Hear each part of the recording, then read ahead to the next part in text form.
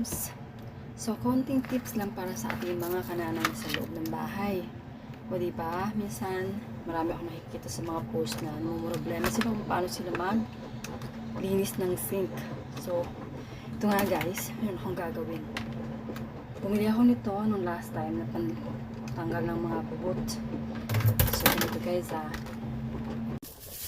So, kung makikita nyo guys, meron ako nitong dalawang part na ito. Okay, ganyan. Dalawa yan. Isang malaki. Yan na. Malaki at maliit. Nalinisan ko na to siya. So, kailangan ko lang ang gawin is dun sa baba. Okay. Nakikita nyo yan. So, ang gagawin natin is paglagay ko tayo niya ng timba. Isasalot natin yan. Ganyan.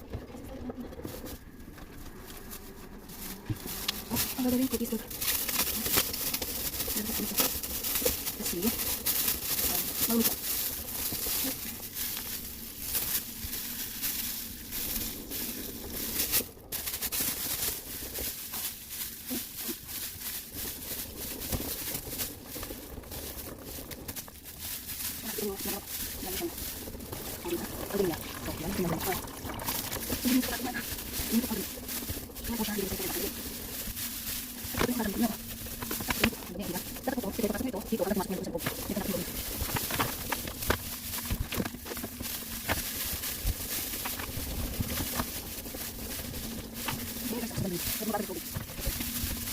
Maganda ha.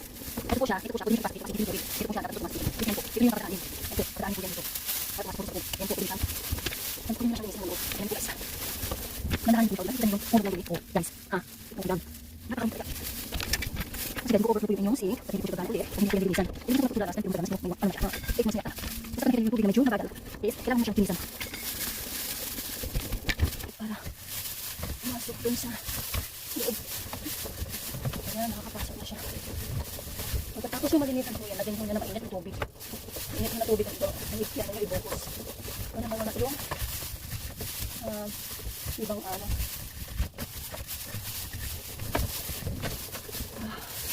Hindi pa nakakaano. Kung gusto ko makikita nyo, sobrang dumi. So ayan nga po, ganyan muna siya.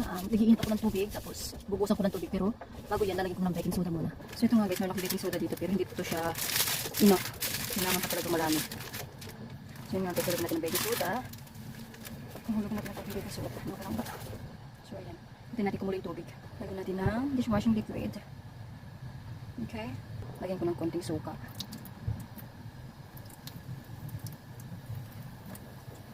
Tapos may tubig ako dito na mainit. Kaunti-unti lang po.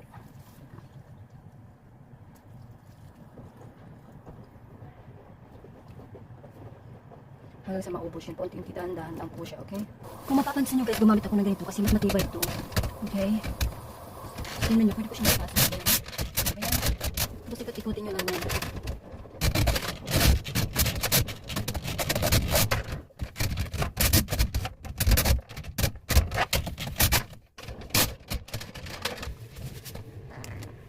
So, makikita nyo guys ang dumi.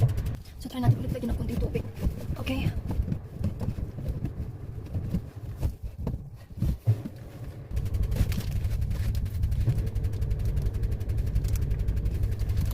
So yun nga guys, tapos na rin. Wait.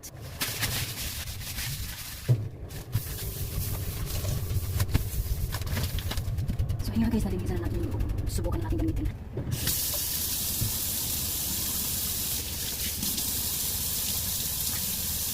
O diba? Bilis niya na. Ay, grabe. So guys, ang bilis niya na guys. Hindi ito yung tangis na kong tubig. O diba? Galing! So titingnan natin guys kung gaano karumi yung ating sink.